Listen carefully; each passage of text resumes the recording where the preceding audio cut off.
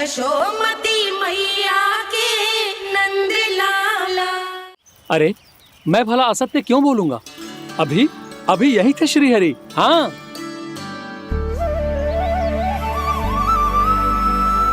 हाँ, जैसे श्री हरि को तो कोई कार्य है ही ना। वो तो आतुर होके बैठे रहते हैं, कब तुम हरि हरि बुलाओ और वो दौड़े चले आए। भगवान तो भक्तों के पास आने के लिए सदैव आतुर रहते हैं। बल्कि सत्य तो यह है कि भक्तों के मन में ही निवास करते हैं भगवान। भगवान तो भक्त के पास आने के लिए सदैव ही आतुर रहते हैं शंकरी मौसी। बल्कि सच्ची बात तो ये है कि भगवान हमारे मन में ही निवास करते हैं। कम से कम तू तो इसे बढ़ावा मत दे जशोदा। जब देखो जब हरि नाम की रट लगाए रहते है। हरि बोलते बोलते ऐसो बावलो होता है कि सारा कार्य भूल जाता है। 2 दिन से अपनी मटकी के लिए चक्कर काट रही हूँ। अभी तो एक चक्कर और लगाना होगा आपको। आपकी मटकी तैयार हो गई है, अभी लाता हूँ।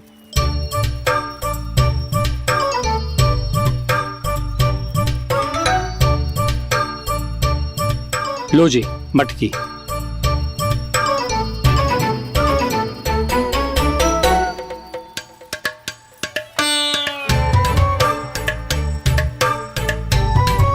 इस कच्चे मटके का क्या करूं मैं? हाँ? पर इसे तो मैंने भट्टी में पकाया था। अब तू ही देख ले कितना ध्यान रहता है इस कार्य पे। और कह तो है कि श्री हरि आते हैं इससे मिलने। हाँ आते हैं और आगे भी आएंगे हमारे श्रीहरि हमसे मिलने। और आके मोक्ष देंगे, है ना? मांगूंगा तो मोक्ष भी दे देंगे, मांगूंगा तो मोक्ष भी दे देंगे, मांगूंगा तो मोक्ष भी दे देंगे। अभी तो ये बता कि तू मुझे मेरी मटकी कब देगो? और मेरी मांग कब पूरी करोगे भोला राम जी? मेरो घड़ा मेरे दिए तो तैयार है ना कल एकादशी की पूजा और व्रत के लिए। एकादशी का व्रत? हाँ, एकादशी का व्रत। इसे करने से श्री हरि बहुत प्रसन्न होते हैं। अच्छा, फिर तो अभी लाया।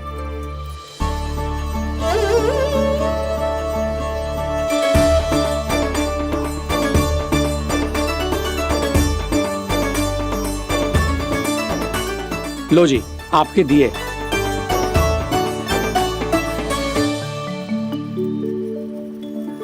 और जो हमने मांगा है वो?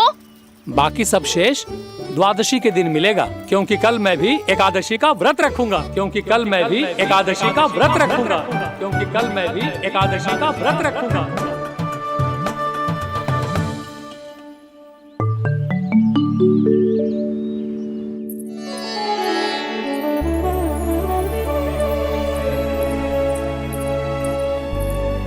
जानकी, फूलों का प्रबंध हुआ कि ना? हाँ भाभी, जे रे। सदैव विलंब कराती है। पर भाभी इस बार तो फूल समय से ही लाई थी। क्या हुआ जशोदा? अभी तो पूजा की तैयारी ना हुई? देखो ना मौसी, ये जानकी ना कुछ छूट ही जाता है इसके कारण। एकादशी की पूजा और व्रत आते ही जसोदा भाभी इतनी वग्र हो जाती है। ऐसो क्या होगा इस पूजा में?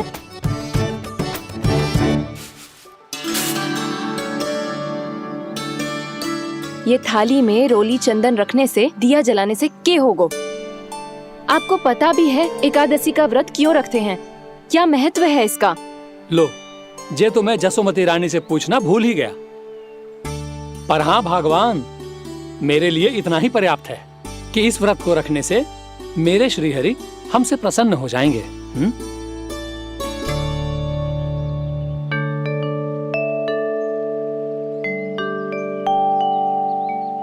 नारायण ही जाने ऐसे कैसे पूजा करते हैं जे श्री हरि की एक मूर्ति तक ना है इनके पास।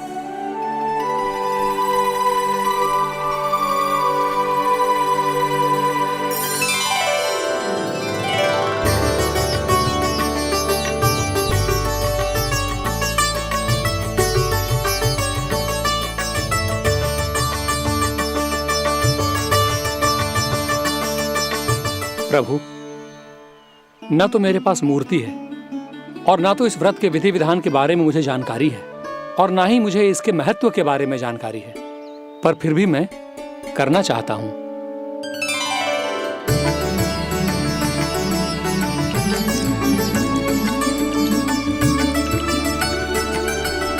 इसीलिए मैं दृढ़ संकल्प लेता हूं,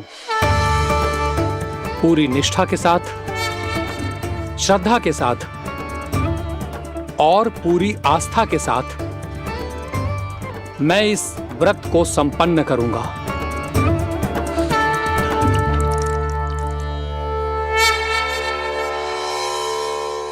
हम संकल्प लेते हैं कि एकादशी के व्रत को पूरी निष्ठा के साथ संपन्न करेंगे।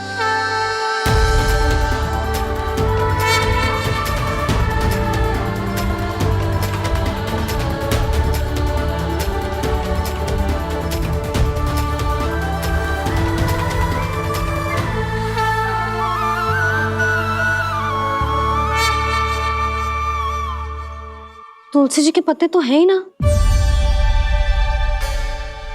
श्री नारायण को तुलसी जी के पत्ते के बिना भोग ना चढ़तो है। जानकी, तुलसी के पत्ते कहाँ हैं?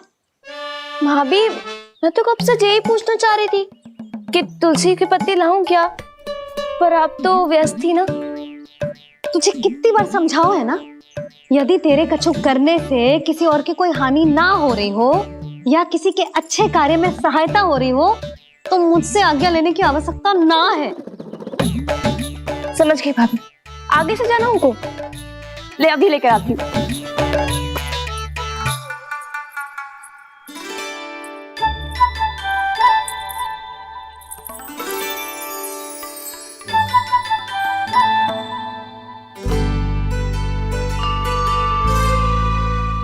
ताऊ, आपने पहले ये व्रत करो है? आपको इसका महत्व पता है? भाभी चलो। जानकी, तुमने ये व्रत करो है? फिर तुमको इसका महत्व पता है? सुमति जी, आपको पता है इसका महत्व? कान्हा, क्यों तंग कर रहे हो सबको?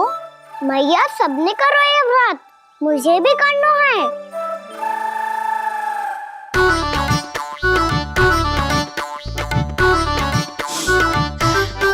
ये व्रत केवल बड़ों के लिए होती है लल्ला। जब आप ये व्रत कर सकती हो, बाबा कर सकते हैं, ये सारी गोपियां कर सकते हैं, वो भी कर सकते हैं, तो मैं क्यों ना कर सकता? क्योंकि तू कल तक भूखा ना रह पाएगा लल्ला। जब भक्त रह सकते हैं, फिर मैं क्यों नहीं रह सकता? मेरा अर्थ है कि नारायण के भक्त मैया, मैया मान जाओ ना, मुझे करने दो ना ये व्रत। अपनी लल्ला पे आप विश्वास ना है आपको? विश्वास है।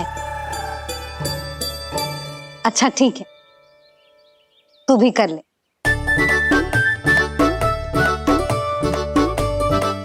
पर मैया, व्रत की कथा तो सुनाओ, मैं तो अबध हूँ ना। मुझे कैसा पता चलेगा कि ये व्रत करते क्यों हैं?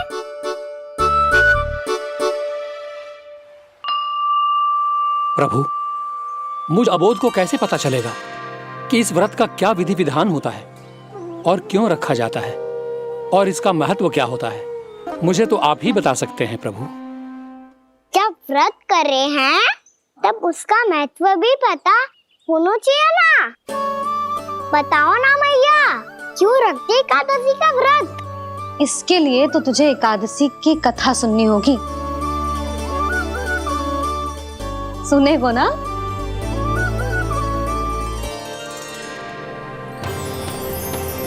वसुदेव सुतं देवं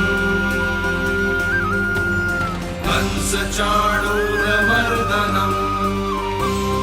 श्रीहरि, यशोदा परमानन्दं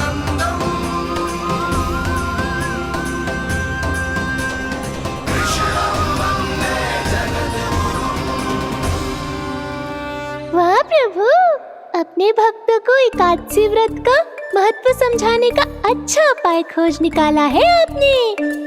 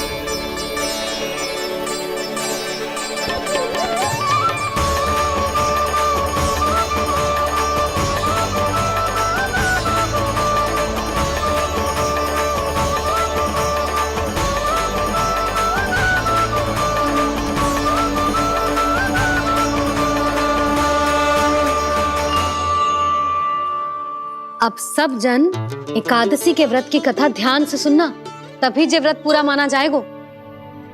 समझो लल्ला।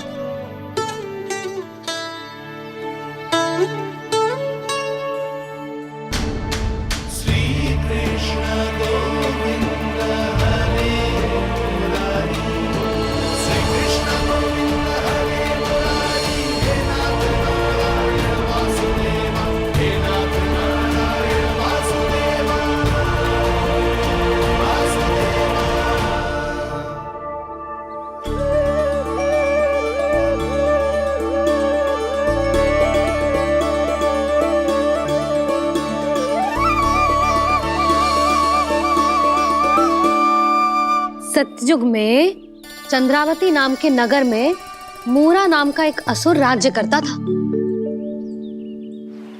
ओम ब्रह्मदेवाय नमः। ओम ब्रह्मदेवाय नमः।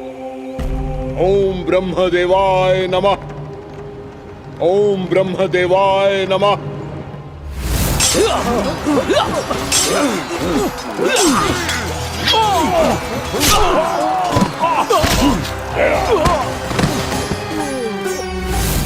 ओम ब्रह्मदेवाय नमः। ओम ब्रह्मदेवाय नमः। जब उसने देवताओं के हाथों असुरों की पराजय देखी, तब वो वरदान पाने के उद्देश्य से ब्रह्मा जी की तपस्या करने चला गया।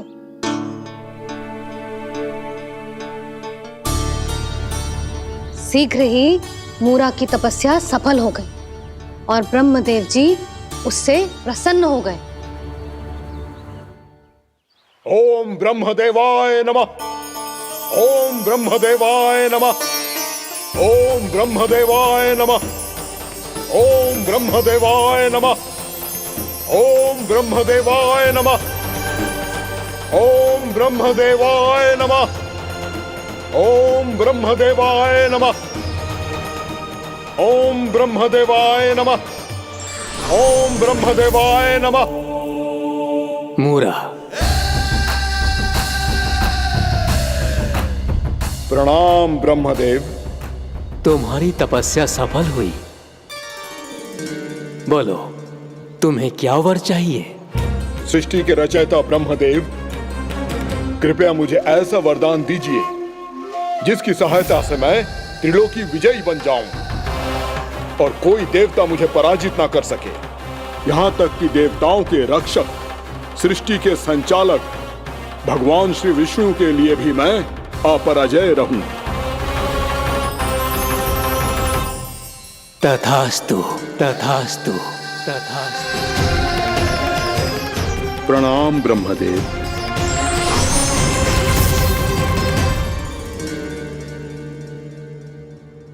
ऐसा वरदान पाकर मूरा बहुत अभिमानी होगा।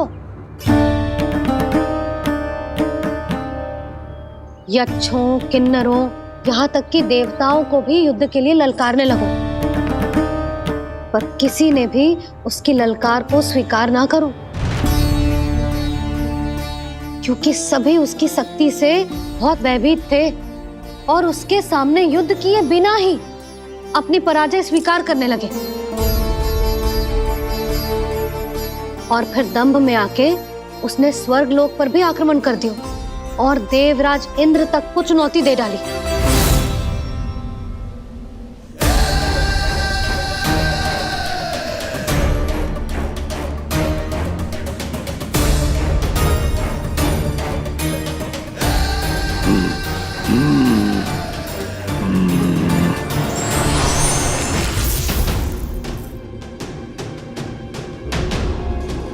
मैं प्रतीक्षा कर रहा हूं देवराज, क्या उत्तर है तुम्हारा? मुझसे युद्ध करोगे या फिर बिना लड़े ही पराजय स्वीकार कर मेरे अधीन हो जाओगे और सौंप दोगे मुझे अपना ये स्वर्ग लोक? सारी शक्ति तुम्हारे मुख में है या कुछ बाहुबल भी है तुम्हारे पास? मैं तुम्हारी चुनौती स्वीकार करता हूं मूरा, मैं तुम्हारी चुनौती स्वीकार करता हूं मूरा।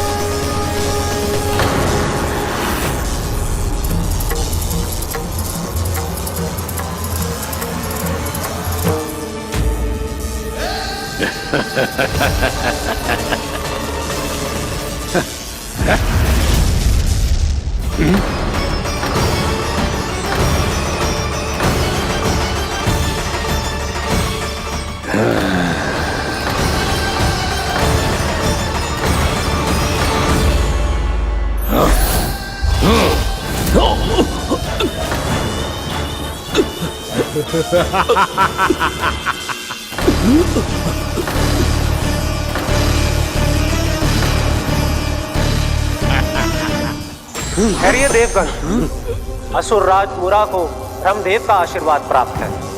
आप में से कोई भी इन्हें पराजित नहीं कर पाएगा।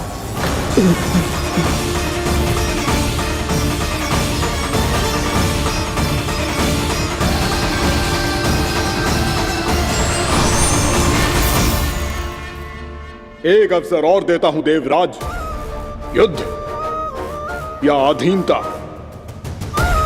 क्या उत्तर है तुम्हारा देवराज?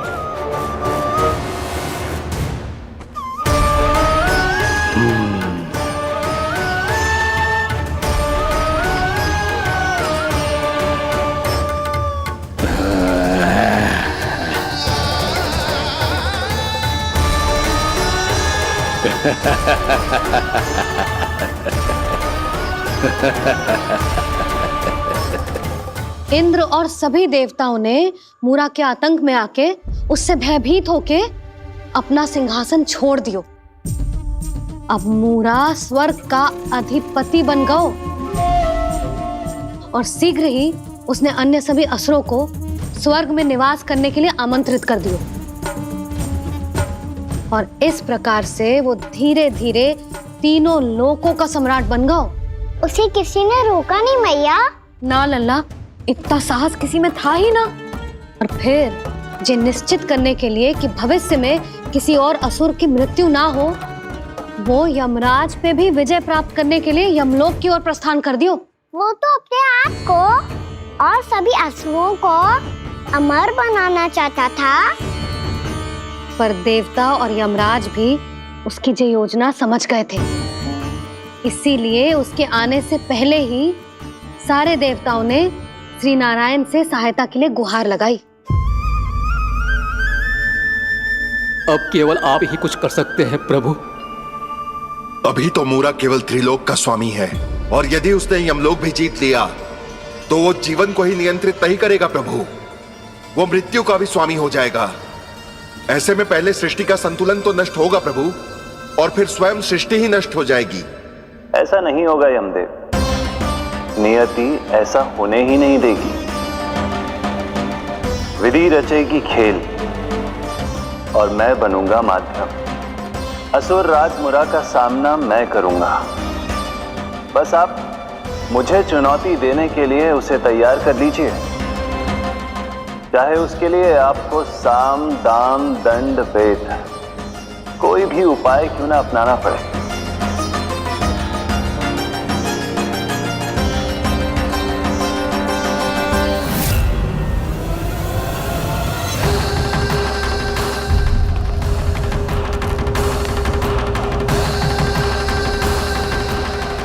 तो मेरी प्रतीक्षा में पहले से ही खड़े हैं यमदेव। तब तो आपने मेरी चुनौती के बारे में भी सुना ही होगा। कहिए, क्या उत्तर है आपका? मेरा स्वागत करके अपना राज्य त्यागेंगे या मेरा सामना करके अपने प्राण? हे असुर श्रेष्ठ, मैं आपकी अधीनता स्वीकार करने के लिए तैयार हूं। बस एक विनती है मेरी। शर्त को विनती का नाम देकर पहलाना चाहते हो मुझे यमराज? असुर राज मूरा के सामने शर्त रख पाओ, इतना सामर्थ्य नहीं है तुम में।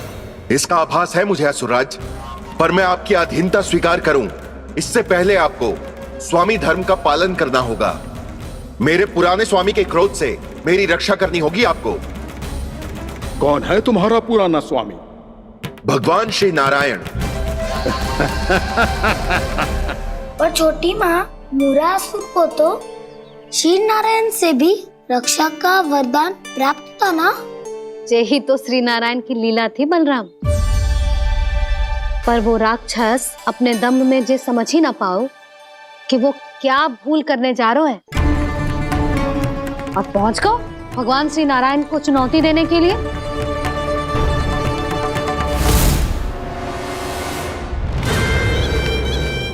वहीं ठहर जाओ असुर राज मूरा।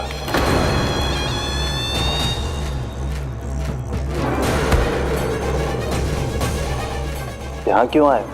आपको पराजित करने और ये वैकुंठ जीतने,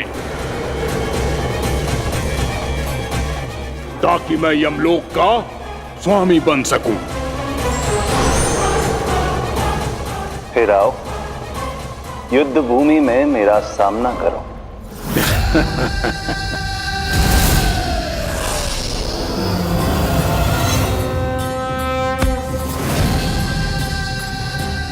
ये नहीं जानते कि इनसे ना हारने का वरदान तो मैं पहले ही प्राप्त कर चुका हूं, इसलिए युद्ध ठीक से आरंभ हो पाए उससे पहले ही इन्हें जीत लूंगा मैं।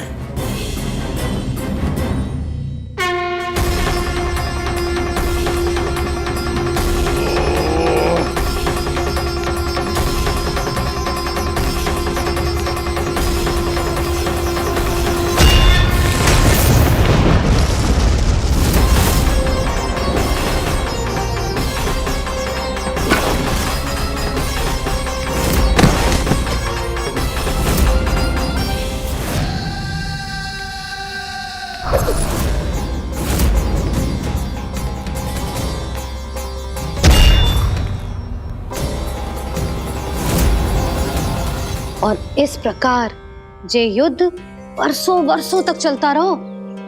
दोनों योद्धा पूरे ब्रह्मांड में अनेक अस्त्रों शस्त्रों के साथ युद्ध करते रहे।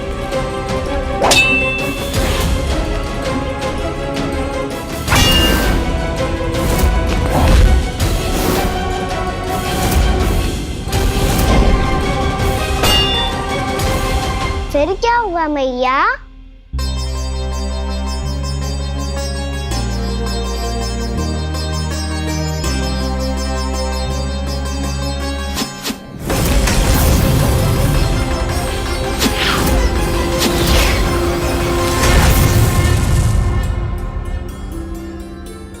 उस युद्ध को कभी समाप्त हुआ हो, पर कैसे? शीघ्र ही वो राक्षस थक गौ लल्ला।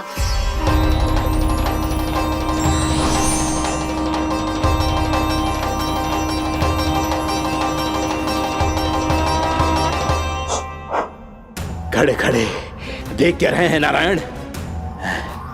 आक्रमण कीजिए,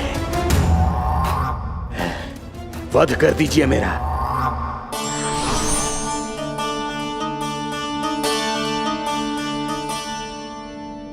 मैं तुम्हारी वीरता से प्रभावित हूं,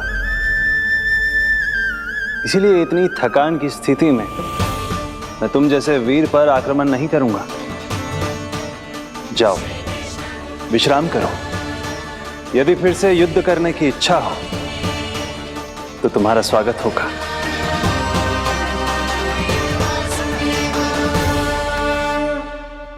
जे कह के श्री नारायण बद्रिका आश्रम चले गए और वहां हिमवत नाम की एक कंदरा में ध्यान लगा के बैठ गए। उधर वो राक्षस विश्राम करने लगो। अनेकों दिन बीत गए और अब वो राक्षस मूरा फिर से स्वस्थ होके बलवान हो गया था। उसने अपनी सारी शक्ति फिर से प्राप्त कर ली थी। श्री नारायण ने उस पर दया करी थी, पर वो फिर से श्री नारायण को छलने को तैयार होगा।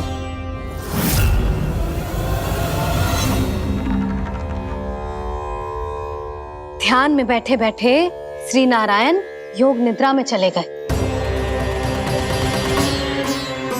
पर दुष्ट मूरा इसी अवसर का लाभ उठा के उनकी कंदरा में घुस आयो, ताकि वो सोते हुए श्री नारायण पे आक्रमण कर सके।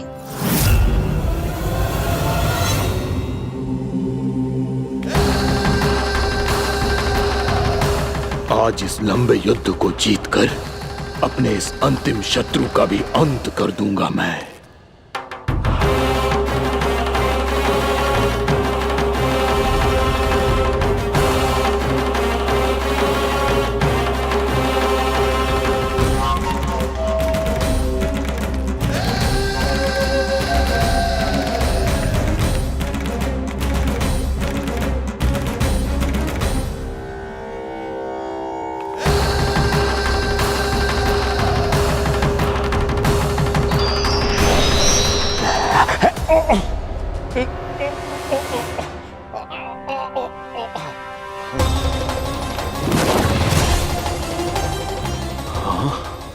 दुष्ट राक्षस,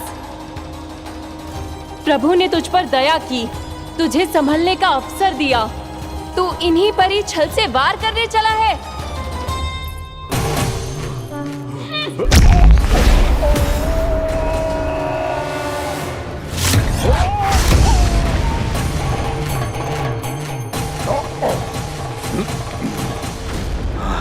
मैं अजय हूँ, मुझे कोई पराजित नहीं कर सकता। ब्रह्मा का वरदान है मुझे।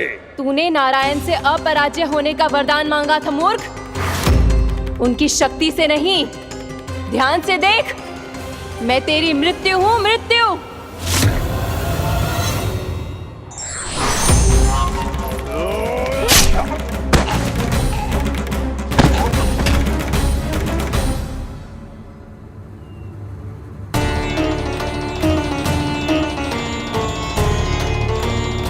वो देवी कौन थी छोटी माँ? और कौन बलराम, वही तो थी देवी एकादशी।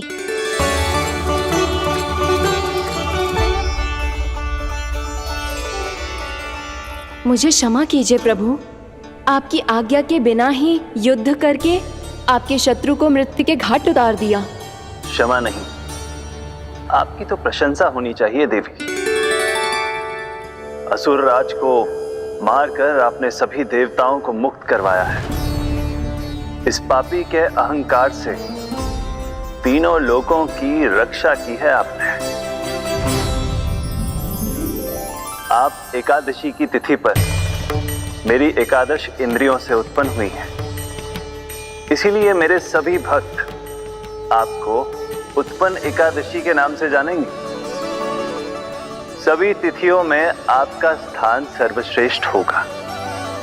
जिस तरह आपने राक्षस के आक्रमण से मेरी रक्षा की है, उसी प्रकार एकादशी के दिन व्रत करके जो भी भक्त आपकी कथा सुनेगा, मैं स्वयं उसकी रक्षा करूंगा। जो आपकी पूजा करेगा, उसे मेरी विशेष कृपा प्राप्त होगी और उसके साथ साथ उसे मिलेगा धन, सिद्धि और मोक्ष।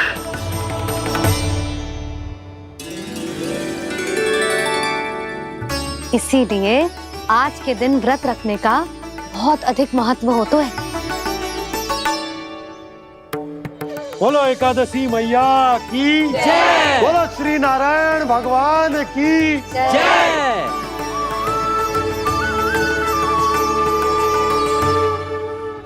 प्रभु की कृपा से एकादशी का महत्व भी पता चल गो और मेरा व्रत भी सफल हो गो।